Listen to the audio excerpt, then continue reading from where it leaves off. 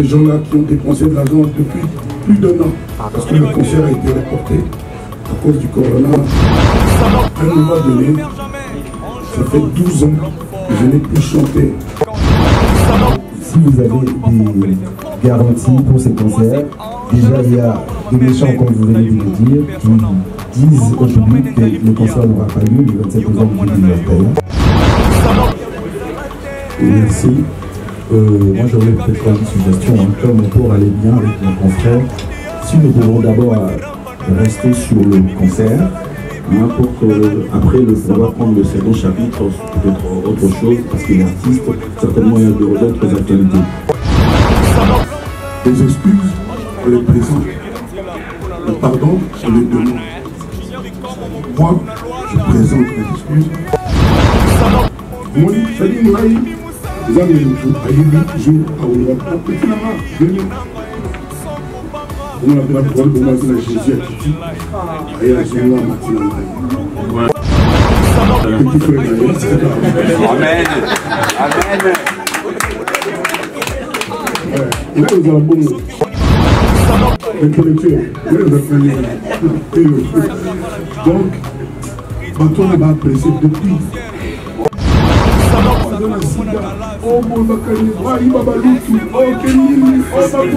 C'est-à-dire,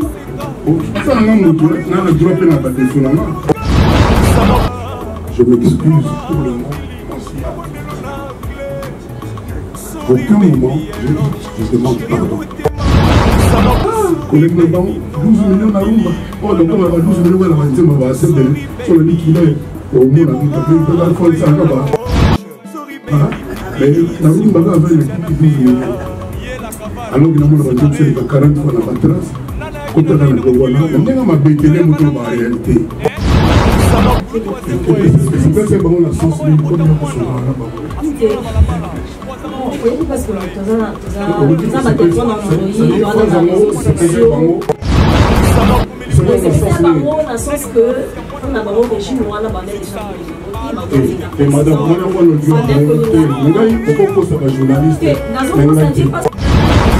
comprenez qu'on est toujours en direct à la conférence de presse. Il y a Kofi Olomide qui est celui qui s'indura. Normalement, le roi de Zana FP a l'impression déjà là qui s'indura.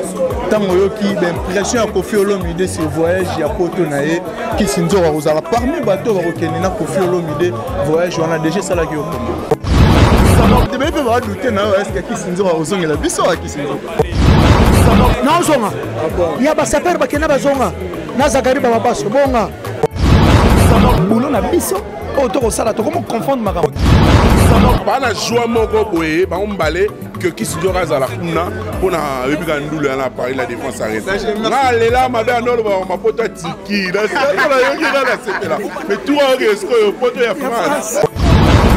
Et puis quand on a parole de bana parce que personnellement ma campagne battu na linga ngoti. Ba pirata qui plutôt compte Nabiso il y a Facebook, bah ça les fausses pages pour le concert est annulé. Le concert n'est pas annulé, le concert a bel et bien lieu et on donne rendez-vous à tout le monde le 27 novembre. On aimerait au moins être parfum de ce que Kofi Olomide va nous présenter ce soir. Il y aurait exactement tout ce que vous pouvez donner. Des surprises, danser. Et ça n'a pas plaisir. N'a-t-il pas maman qui a une conférence à faire? N'a-t-il pas fait à une conférence parce que Bassa qui m'a fiché ma bépone. Comme ça, Kofi Olomide photo, comme ça, Kofi Olomide. Mais il y a mon via lobby Penda. Ah oui, maintenant il y a Kissinger à Volcan, soliste. Bateau va déjà na Paris la défense arène. Donc, nous avons vu via Zolo bango boy. Voilà, tu vois. Ah oui. Et puis na yebelier. Ah zo nga pas la sabi na ke akenda. Mukola o. Na senga yena aloba suté. Famille a Kofi Olomide et en tout cas, en tant qu'artiste, il y a un la vie sur l'icône, on fait nos tours, à l'année vraiment été au côté de la carrière pour tu vas dire que la suite aussi la vie sur 40 minutes aux amarnaïs. Salut, c'est mon chéri. Naoumi a été envoyé à Noël Biloko. Attends, la question attends 439. Le nez va y aller là-bas.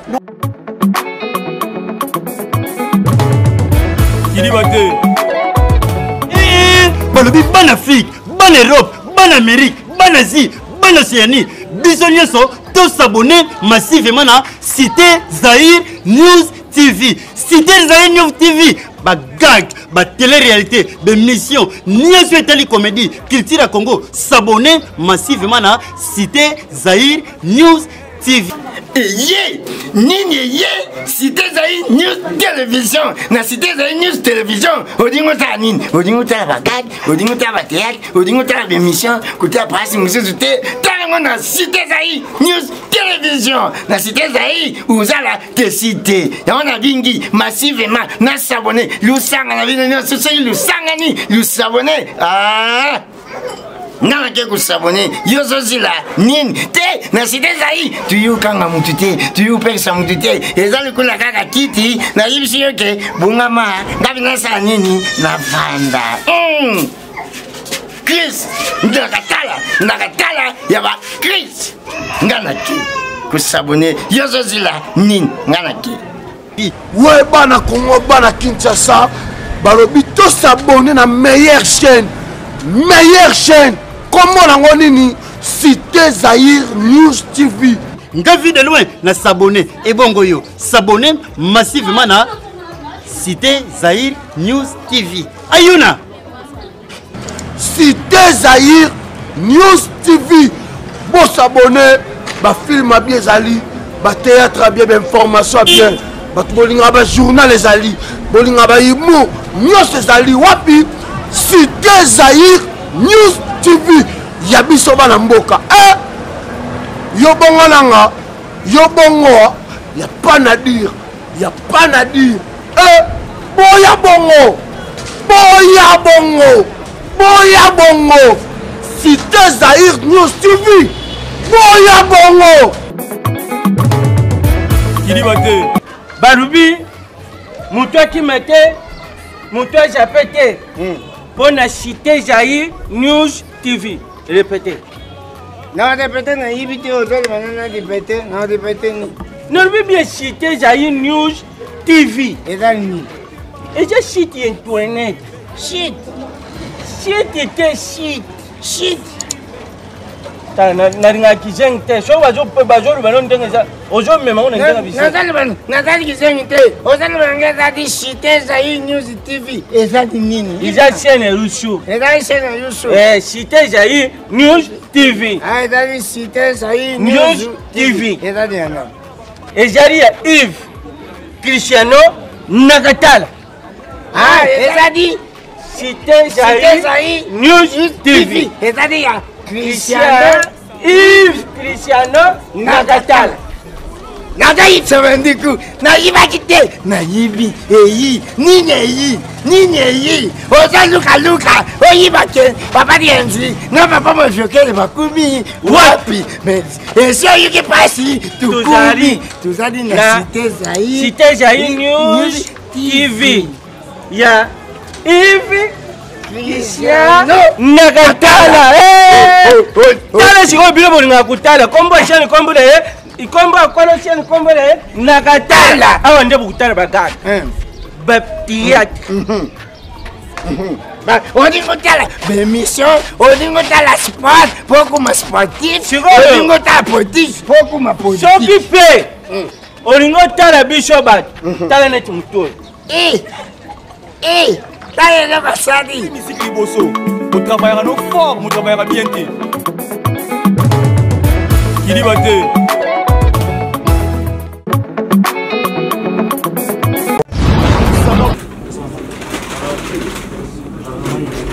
Bonjour tout le monde. Bienvenue sur cette conférence qui a pour thème mise au point sur des questions d'actualité concernant notre artiste, la légende Koffi Olomidé. Il est là, il est déjà là. On va donc passer aux questions des journalistes par ordre, et les questions seront notées et on va donner à l'artiste le temps de répondre. On va aller par Je pense qu'on va aller par 5 questions, il répond et puis on évolue comme ça. Je suis vraiment ravi, je suis heureux. Ce qui m'a poussé à vous demander de m'accorder votre temps, c'est ce que j'ai vu dernièrement. Et en même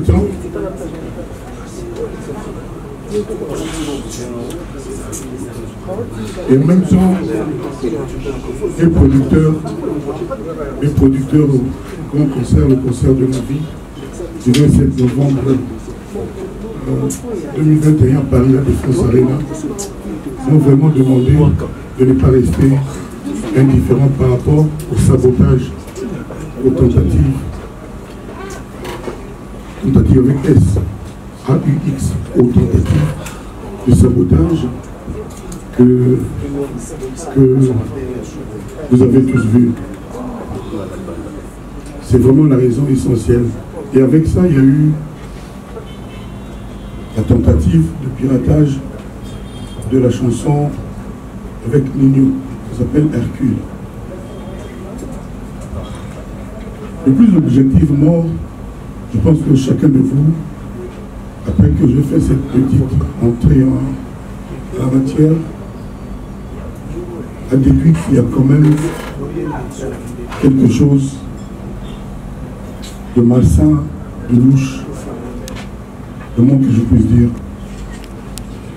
Comment est-ce que une personne ou des personnes peuvent se donner le temps de monter une fausse affiche pour écrire, pour annoncer qu'un concert comme celui-là était annulé? C'est malheureux. Toutes les personnes autour de moi, comment je le dis, on souffre, on a souffert. Moi j'ai l'habitude, depuis que je suis chanteur au Congo, de subir ce genre de choses.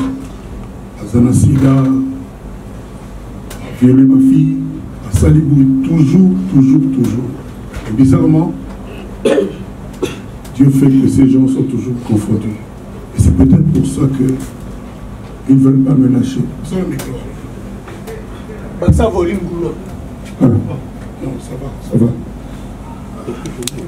Moi, je voulais vous demander, pas seulement de dénoncer ça, mais de dire à toutes les personnes qui vous suivent, qui vivent dans vos émissions, dans vos reportages, dans vos analyses, que le concert du 27 novembre 2021 à Paris La Défense Arena aura bien lieu le 27 novembre 2021 à Paris La Défense Arena. Je ne trouve pas ces gens-là qui ont dépensé de l'argent depuis plus d'1 an, parce que le concert a été reporté à cause du coronavirus. On ne pouvait pas rester les bras croisés. Moi, toutes les personnes autour de moi me disent qu'Ophi ne répond pas, ne parle pas, on ne jette que la pierre aux fruits mûrs, etc., etc. Mais à un moment donné, ça fait 12 ans que je n'ai plus chanté. Et là, on annonce un concert à cause de je ne sais quoi. Alors, si vous fouillez, vous allez voir que c'est pour des petites choses, pour des raisons très basses. On peut traumatiser le public. On me dit qu'il y en a un peu plus de 33 000 maintenant. J'espère que c'est vrai. J'espère que ce matin, il y aura encore plus qui ont déjà leur billet. Tous les jours, j'ai des témoignages des gens du Tchad, d'Abidjan, de partout, qui m'envoient leurs billets. On a déjà les billets, les gens sont motivés, qu'ils attendent. Et des malins, pour des raisons futiles, ils vont faire une affiche comme ça. Donc c'est essentiellement pour ça que je vous ai fait venir, pour que vous disiez aux gens que ce sont des mensonges, que ces gens-là, c'est des sans-cœur, c'est des mécréants, c'est des méchants. Mais maintenant que j'ai dit ceci, vous avez sûrement une question à me poser, et vous savez comme j'aime ça. Je vous demanderai seulement de formuler de façon succincte vos questions, qu'elles soient claires, Et puis voilà quoi. Je suis sûr que vous aurez l'élégance de ne pas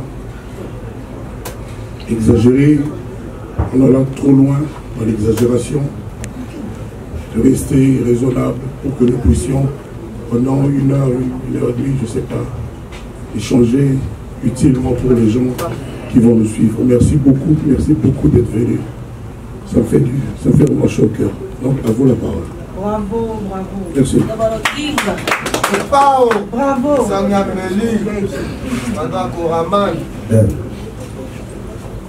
Bonjour, M. Kofi Olomide, d'autres occupations et autres.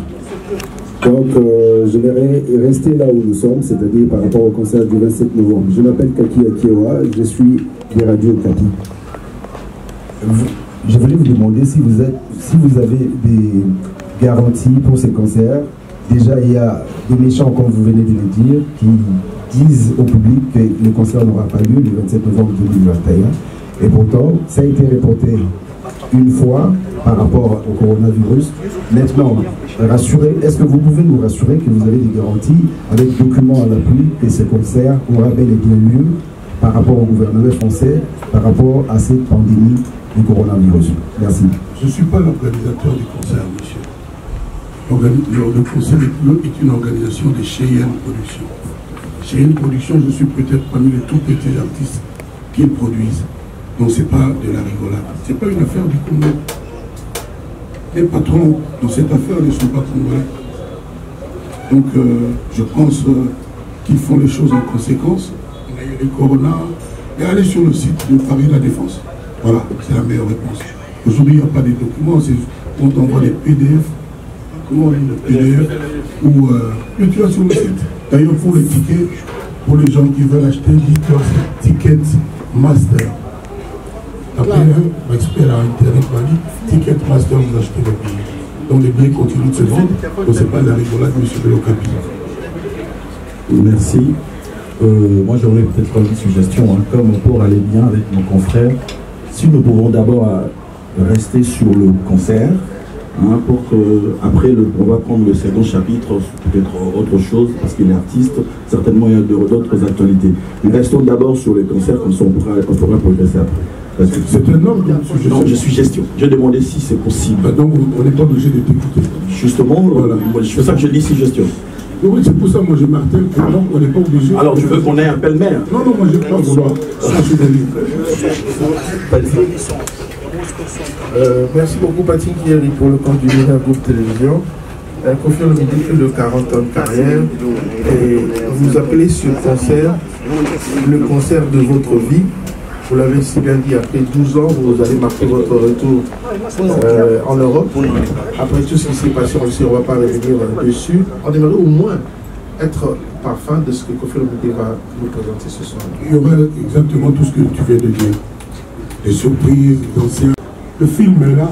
Heureusement qu'aujourd'hui, la technologie nous aide.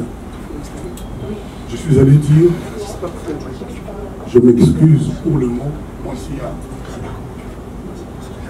À aucun moment, j'ai dit, je demande pardon. Dans mon entendement, je ne sais pas si j'ai particulièrement été à l'école longtemps, je ne crois pas, mais les excuses, on les présente. Le pardon, on les demande. C'est-à-dire, moi, je présente mes excuses, le pardon, on doit te l'accorder. Je n'ai jamais dit ça par élégance. Parce que quand je suis allé à la télé, mon sujet n'était pas du tout celui-là. Mon sujet était les problèmes de mes compatriotes, mon pays. C'est le fait. À fake news peut-être. Et fake news, dans les fake news, c'est pas jaloux. On s'en va éviter. Yo zo ba journaliste mo pas mission tout mi ba mo oui vite. Ça va jaloux. C'est-à-dire au monde oui quand va iso que quadra. Quand va iso que quadra boss. La moka, la star des stars. Hein? Abak Sassouni, Maramutu Boyouala, qui après 12 ans a réuni l'armée d'amour. La famille Tchatcho, ils ont un mot à tout, ils ont un dabuto. Au bateau, Alinga Kofia Koufa, Azala Souté, il faut que ça la gagne les Seulement, la place de Bango, après les Mazalès. Seulement, la place de Bango, parce que le 28, la tombe là, il y a un mot, il y a un mot de l'autre. Donc, vous êtes dit qu'après, moi, ça dit, nous avons Ayebi, jour, à petit Nanga, venez. Comment on appelle un point pour matin à Jésus à Kiti? Aya Zunga Matina Ngai. Petit frère Ngai. Amen. Amen. Là, vous avez un bon mot. Intellectuel. Là, vous avez donc, bateau n'a pas apprécié depuis. Oh, dans la sida. Oh, bon, bakani. Oh, il va baloutou. Oh, kenini. Oh, baboué. C'est-à-dire, ça n'a pas moutou. N'a le droit de pas défaut.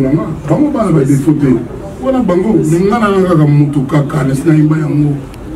Un mal dit ma papa plus. On est pas 80. Voilà. Si possible, s'il vous plaît, madame, il va pas mal. Donc, il faut comprendre que nous sommes à l'est, c'est pas aussi pélaté. Ah, c'est pélaté. Donc, nous sommes, maman a confié à Yagité, mais papa n'a suivi. À Yépété. Ah, collègue n'a pas 12 millions à Rumba. Oh, donc on a 12 millions à la vanité, on va assez bien. Sur le dit qu'il est au monde, parce qu'il peut faire ça, mais la Rumba a 12 millions. Alors que nous avons 40 fois la trace. Quand on a le Wana, on a bêté les motos en réalité.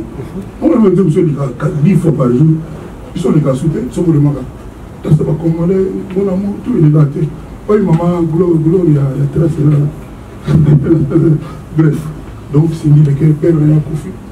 Oh, on a évidemment deux trônes de liste. Là, j'ai un radio, ça va, là, j'ai un radio. À qui sont-ils à l'itolé? Démonstration d'amour. Bonjour à tous, bonjour l'artiste et profil. Bonjour. C'est Charlène Bouikana de la RTVS 1. En fait, ma première question, en fait, l'année non on a une suggestion parce que c'est vrai que par rapport il y a Kala, il y a phrase, il y a moi aussi il y a Kala. Ils ont des combattants qui sont bien.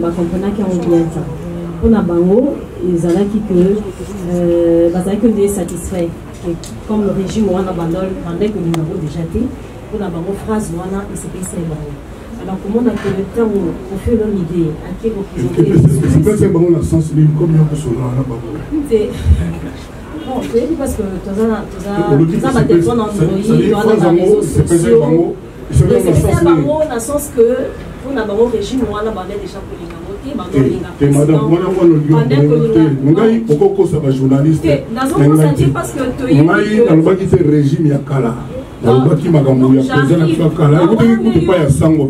Aussi, c'est l'ingaï, mais l'ingaï, n'a aucun côté. Pour en finir, maintenant, peut-être par rapport à la compréhension de la comprenant qui tout à l'heure, autour de l'explicité de mais j'allais proposer pour que maintenant on ait deux opinions. Pourquoi pas au coup d'un même je dis tout à l'heure que lundi des choses ok. Peut-être au coup d'un bango, au solo lana bango, parce que l'élo, s'il vous plaît, l'élo, tout se respecter et puis tout le monde on a le mal par là. Les gens besoin de tenir sur l'état de droit. C'est-à-dire qu'il va prendre tout, pas dans le droit. Pourvu que au calomnier, au insulté, au diffamé, au constaté. Quand nous avons normal, ça on a droit. On a droit dans le bas. Par exemple, même si on a un moment dans le bas, même si on a un coup d'appel, comme on fait un bali, pourquoi on a un peu. On a bon, on a ils ont tout en a on est même des mots. On est dans un moment, on va communiquer les 30 000, tout ce qui on va poser un avion, on va faire du sud, on va faire un mauvais délai. C'est bon, on va calmer l'avion, on va faire un assis, on va éviter. Moi, je n'ai aucun pouvoir de dire que non, il y a que non. Et puis ce jour-là, moi je vais chanter. et je vais danser. Et puis on va danser, puis bah oui. Voilà, alors est-ce que les gens invité, artistes, vous rêvez? Vous rêvez, mais non, il y a une question la bague, vous l'avez trouvé dans la femme de quelqu'un. Non, non. Oui, la femme de quelqu'un. Donc, tu dois trouver une manière de dire. Waouh.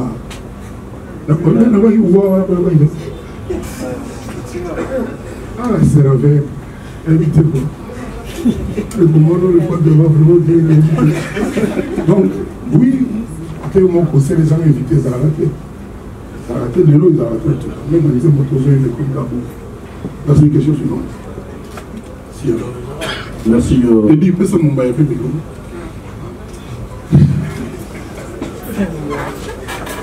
Carlos Moujane, voilà net. Tonton Carlos, Kofi Olomide est un artiste qui ne garde pas souvent sa langue dans sa poche, c'est-à-dire ma sortie n'est surtout les politiques. Ce qui abîme, il dit des choses. En fait, il dit des choses, c'est comme s'il dénonce des choses. Et puis, Marambo dénoncera souvent, ils ont Marambo, oh, il trouve pas dans pays la bichon. Alors, moi, je voudrais savoir, Kofi Olomide, ma perspective, ou bien ma ambition politique est à la rani. Parce qu'on comprend que tu es un artiste, un musicien, mais en même temps, à mesure, quand même, il y a un chumeur peut-être, on ne sait jamais, dans l'avenir, moi, la poste, moi, alors, l'ambition politique réellement est à la rani. Et la deuxième sous-question, si je vais la poser ici. Ok. On dit qu'on fait dénoncer. Quand on le bien que le père de la nation, tout l'année, comme tu sais, a dénoncé. Quand on dit le commandant suprême de l'armée, tu sais, a dénoncé. Cela veut dire quoi? Vous êtes libre. Cela veut dire que c'est un autre loba comme dit que nous non. Vous êtes libre, il y a Roloba Marabu Oyo, et il y a Roloba par rapport à Yamboka. Alors le point c'est bon, c'est bon.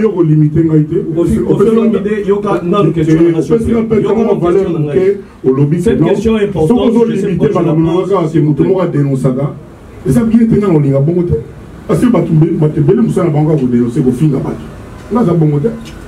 Au signer la partie à Bahati Lukwebo, en fait, au lobby aux membre d'honneur, on peut le dire ainsi. Effectivement, chaque Nango, c'est donc c'est-à-dire, Bishop en journalisme, ligne éditoriale, donc Bango, Baza pro-Fati. C'est ça en fait le problème. Et on voit Kofi Olomide dans la sortie médiatique, normalement, il fallait la charte et la partie one en fait. Donc c'est-à-dire, quand même, c'est que fait le président présentement en fait. Quand je dis que vous dénoncez, donc vous avez l'art de dénoncer, c'est-à-dire on a plateau, on a émission qui est passée, Balobini, Ozaki, donc c'est-à-dire au Tumbi, deux parties quoi. Donc on n'était ni pour ni contre ce qui s'est passé. Or que chaque partie, il fallait qu'on la ligne éditoriale en avant en fait. C'est la question que j'avais posée. On a tenu par ambition politique normalement pour chuter à Kofi Olomide et Zakani. Parce que à chaque fois que vous sortez dans la sortie médiatique, vous dites des choses qui semblent être vraies, mais apparemment, juste par après, ce n'est pas, à mon avis, vraiment assumé. Je crois que c'est les amis. Je comprends. On comprend une question. J'ai l'impression qu'on comprend. L'ambition politique, avec les temps, ça sera quoi? C'est quoi en fait? Parce que la sortie médiatique, nous, sur Ogimara, sur le plan politique, vous n'êtes pas vraiment concret en fait. On peut dire.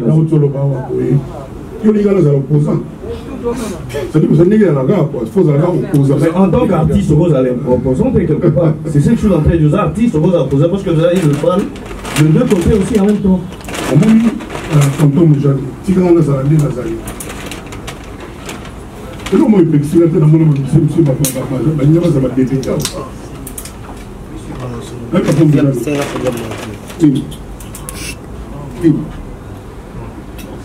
Qu'est-ce que ça? C'est sur la news là. Et le mot est sanguin.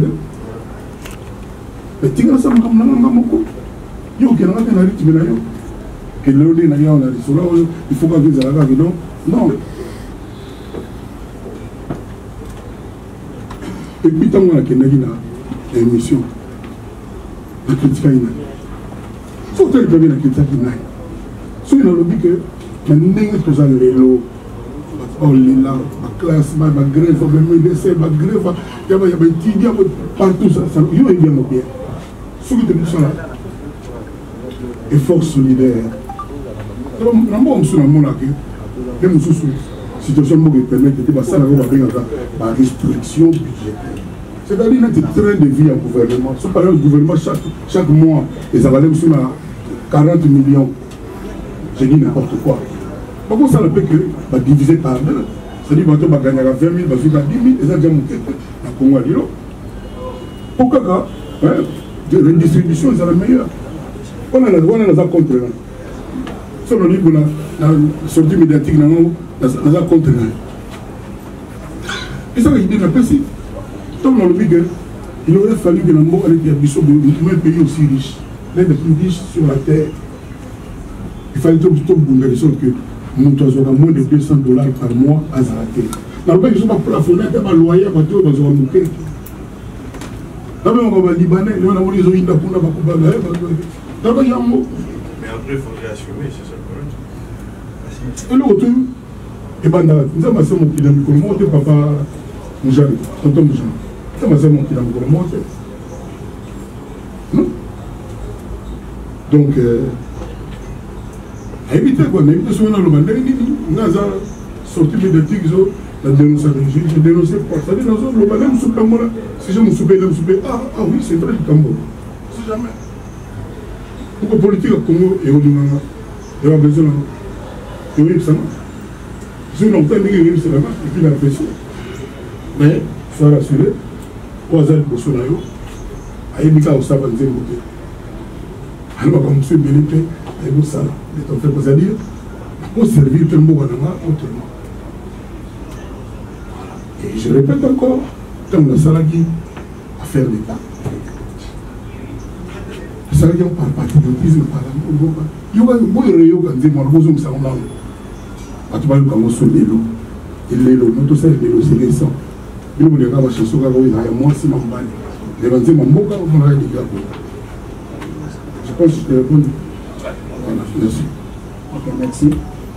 Je vais te dire, sur le moi, c'est un verre. Répète-moi, c'est mon nom. Si tu vas le faire, ok, je me présente. Je reste Malele, One Tachi Télévision, média en ligne. Moi, je suis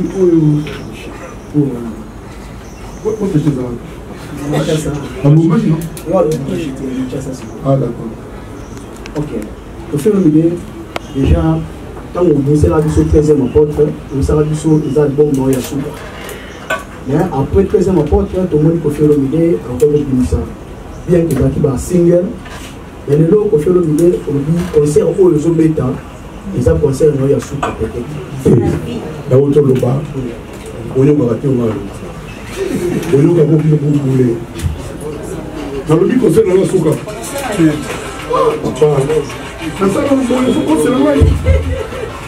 Ok.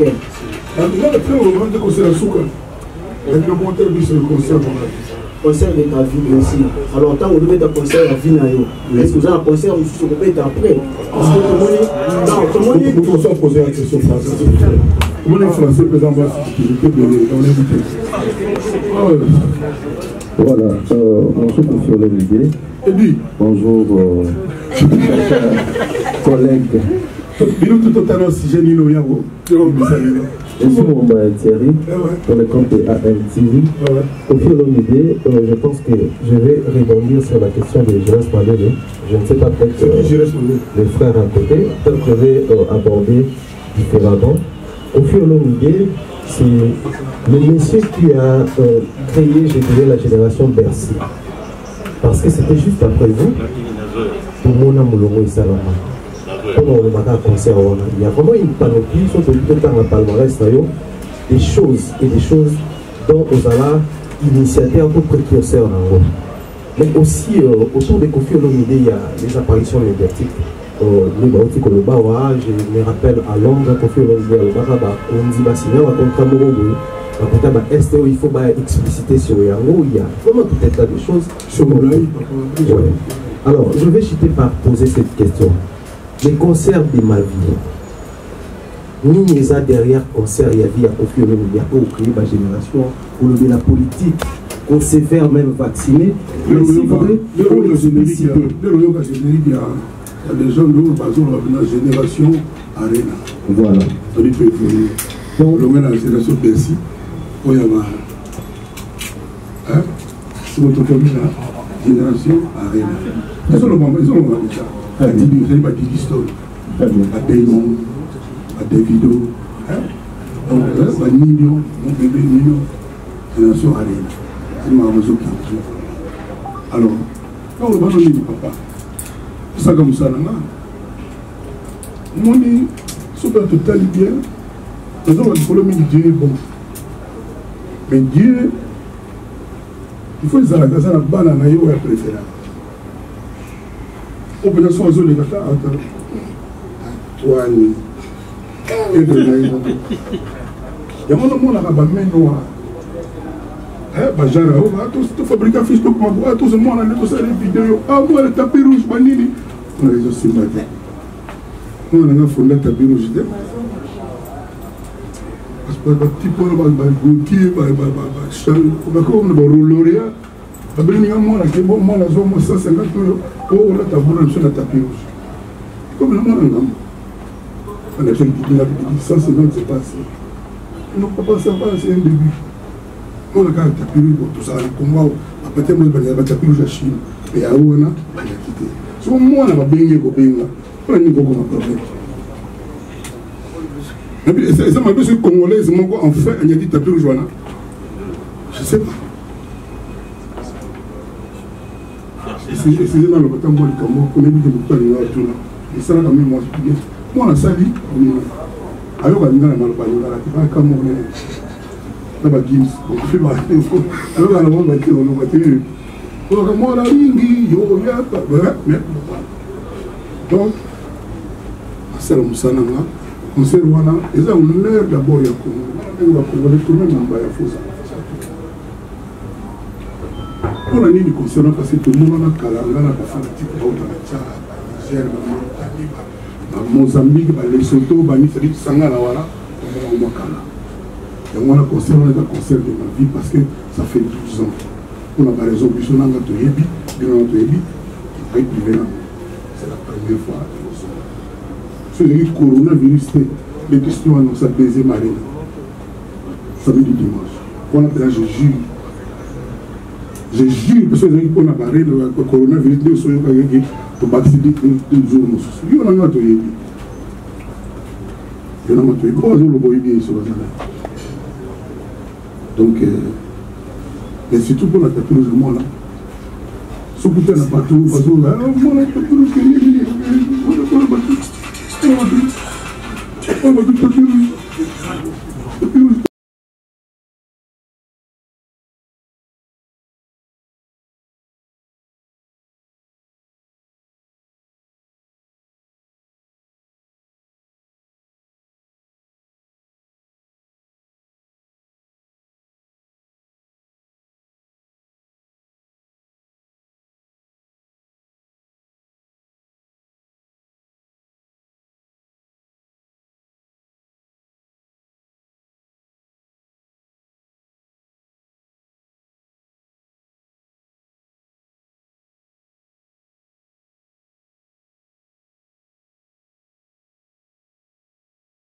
Comprenez qu'on est toujours en direct à la conférence de presse. Il y a Koffi Olomide, tu vois qu'il est là qui s'inzora. Normalement, le roi Tosa n'a fait tu as l'impression déjà là qui s'inzora.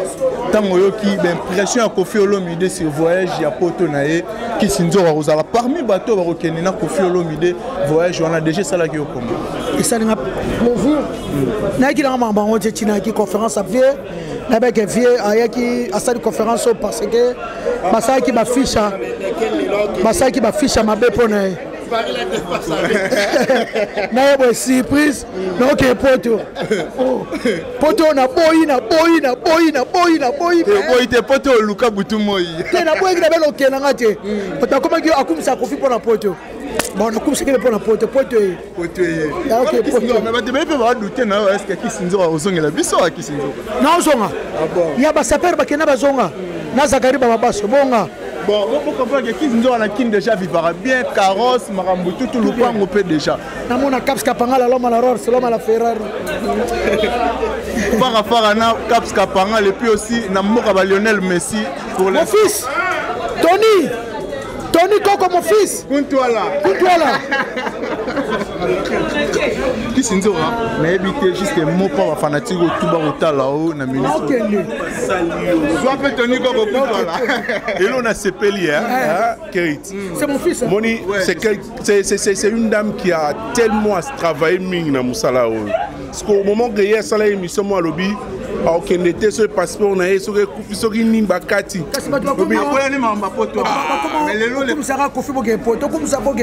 Mais hier, on revient à lobby Penda.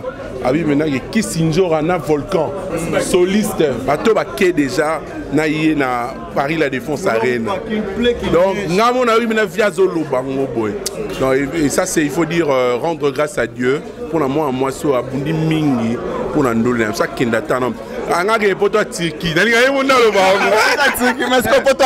Tu sais que c'est l'une de dames au soir l'équipe émission nayo au sentir maintenant que non émission est à la mara par des vues assez pas d'alinga maintenant on les kokota là que à ça la bouzo ba ou pas au nini mais pas d'alinga rémi soit que ça va encore aussi ajouter un plus pour na retirer makele pour na ndule wana Paris la Défense Arena parce que elle sait communiquer aïe bina repesa ambiance les locaux Kisinjo donc Zamazo locaux mune Kisinjo razo mais pas retourner est-ce que Kisinjo a raison il a biso na Kinshasa non voilà de faux problème abana obi kazaina ala wala déjà kala oui si tu connais pas son histoire on m'a dit mon fils ngana yebi histoire na na bala ma bébé mais yo so que tu no kini ya ke ba 10 fois na kenda na ngai mais na zonga ya na musala tu vois aoya et puis ndende na yebelie azonga pala kusabilo bina ke akenda imukola o na osenga yemina aloba asute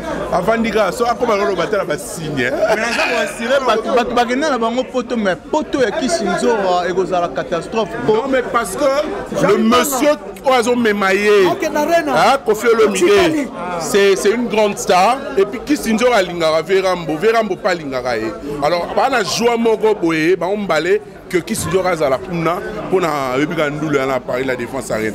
Là là ma belle non ma pote à Turquie là mais tout est-ce que pote à France. Merci beaucoup Tony Koko Punto là. Kisinjo presse Bakali a otira nanani. On va expliquer mais c'est la presse Bakali. Azazaza. Voilà, comprenez que Bakali c'est mon chéri. Naoumi a été envoyé à Noël Biloko. Ok, mission de service. La mission à 39. Le nez baillé la rue pour là-bas. Non, oui, là-bas tout cas. Bakali la taille S, LS, Batina 32, donc voilà, merci surtout la bateau au bateau Landabiso. Comprenez qu'on est toujours en direct, hein? On est toujours en direct. Tout le temps, vraiment comme ça, toujours. Ben interview, la mort, ben impression à Bango et que ça là vraiment bien. Slem Landanga vraiment toujours monsieur Killer qui est ici. Jamais d'échec. Déjà là, bonjour artiste. Bonne santé. Ouais, ça va. Déjà on a habité conférence de presse à Lelo. On retenir en ligne d'abord. De retenir qu'à Batfoba qui se faire vacciner et puis que Balinga va pirater qui plutôt compte Nabiso il y a Facebook ça les fausses pages pour le concert est annulé. Le concert n'est pas annulé, le concert a bel et bien lieu et on donne rendez-vous à tout le monde le 27 novembre quartier latin au grand complet Rosarana Paris la Défense. Donc voilà, merci beaucoup artiste. Tellement ébélé. Possible DRC News et puis aussi à Cité Zahir News TV. Ok, donc Jean-Claude Mabanzo, il a dit, il a fait. Dans la pression, ouais, Jean-Claude Mabanzo, il a dit, il a fait. Jean-Claude Mabanzo. Bon, voilà quoi. Voilà, merci. Voilà, bonjour Killer Kiles. Ah, bonjour Kérit, Chimpile. Chimpile, Yozo Lingato Samuel, t'es pas na fouille pas jazz. Jazz. Yeah. Alingue mission T. Voilà, Killer Kiles, il a habité dans la conférence de presse à Lelo retenir Nini. Bon, ce qui a été clé pour moi, la conférence de presse, ce que Kofi a dit dans la dernière minute, quand il a donné l'exemple de Félix Oazé, quoi, quand bien même, mais tant que papa Kofi a bengué, il faut toujours dissocier, c'est-à-dire notre professionnel na vie oza ya biso to menaka quoi. Vous comprenez? Mais par contre, on te besoin tout à l'heure, même biso mon cop comme bon, na boulot na biso. Boulot na biso. Autour ça là, comment confondre ma on oublie que c'est le boulot et comment Mathilde ouais comment la Mathilde et puis quand qui n'a pas baron débat nango parce que moi personnellement ma campagne ba tuna linga ngote. Voilà. Donc c'est d'abord être vrai, on a reconnaître d'abord de la personne de Kofi Olomide et puis nayo comprendre que Kofi est vrai et il aime de vrai. Quand bien mazam muto appelle ma défaut né moi ou terre ko lobang. Voilà. Voilà, le message moi ah bon. Ah non mais concert on dit que après Paris la défense. Hein? Bah c'est la peut-être yo au la parmi bateau Barosala Kofi Olomide na Paris la défense. Mais qui sait? Abi liste n'est belette. Mais qu'est-ce qu'il a dit? A dévoilé deux personnes. Qui Sinjo, la chef Volcan. Chef d'orchestre à cartel de Volcan. Peut-être que comme le Bézalit. Ah bon. Mais annulé. Ah bon. Message moi clé na bateau tout barotala. Le message clé na bateau tout barotala biso. Un message clé na bateau tout barotala biso. Tout ça la vrai. Tout ça la vrai. Et puis tout ça la culture na biso ma bête. Parce que notre culture, il y a des forces à Mboga. Vous comprenez? Vous comprenez? Donc, sauvons cette culture, faisons notre boulot bien et aussi la mise au bien. Merci beaucoup. Il y a une émission entière me fera du bien. D'accord. Émission. Ah bon. Il y a déjà parlé, voilà ma mamie. Merci surtout na bateau tout, bazo disposer temps pour Hollande. Biso hésitez à partager vidéo au sala biso énormément. Merci Alda Daoulungu, maman sociale. Merci aussi à mon ami Megra Mango en Alébon. Sans oublier na bateau tout balinga biso tout mon au prochain numéro.